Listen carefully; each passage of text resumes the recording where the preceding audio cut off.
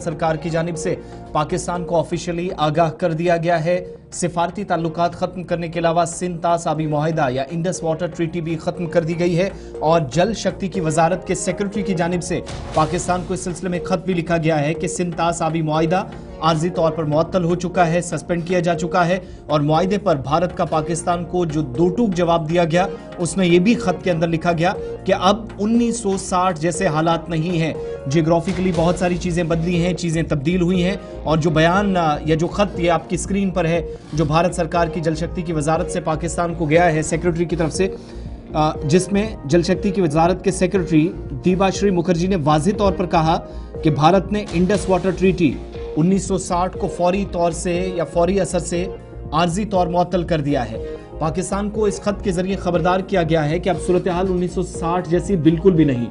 ना तो कोई मुखलिसाना इकदाम पाकिस्तान ने किया, ना ही आबी मुआहिदे के आर्टिकल 3 के तहत भारत की तरफ से मांगी गई तरमीम पर मुज़ाकरात पाकिस्तान शुरू करने के लिए तैयार है। जो भारत ने मुतालबात रखे थे उस पर भी कोई पेशरफ्त नहीं हुई है। इसके बरक्स इस खत के मुताबिक भारत ने दहशतगर्दी के जख्म खाए, पहलगाम में 26 मासूम सयाहों का गोली मारकर कत्ल किया गया। अब भारत मजीद ऐसी चीजें बर्दाश्त नहीं करेगा। अब पाकिस्तान के साथ खत के जरिए जो कुछ शेयर किया गया कि पाकिस्तान की मुसलसल सरहद पार दहशतगर्दी और जम्मू कश्मीर में अदम इस्तेकाम फैलाने की कोशिशों ने भारत को अपने कानूनी आबी हुकूक इस्तेमाल करने से रोका है और ये बैनुल-अक़वामी मुआहिदे की खुली खिलाफ वर्जी है। पाकिस्तान भी खिलाफ वर्जी इसको करार दे रहा है, लेकिन भारत की जानिब से कहा गया, भारत ने यह भी कहा है कि जिन बातों पर इंडस वाटर ट्रीटी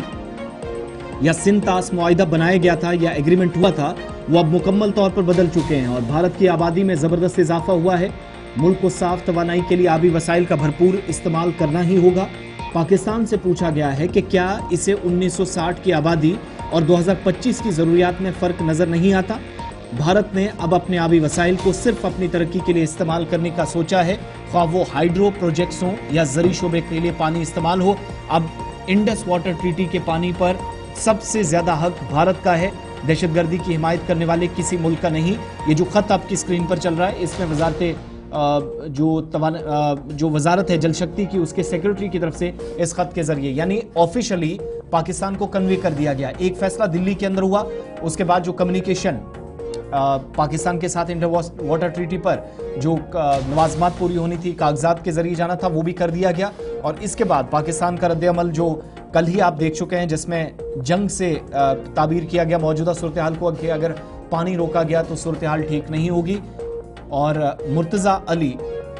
जिनके नाम ये गया है, जो खत लिखा गया है आपकी स्क्रीन पर 4-5 पॉइंट्स मेंशन किए गए हैं।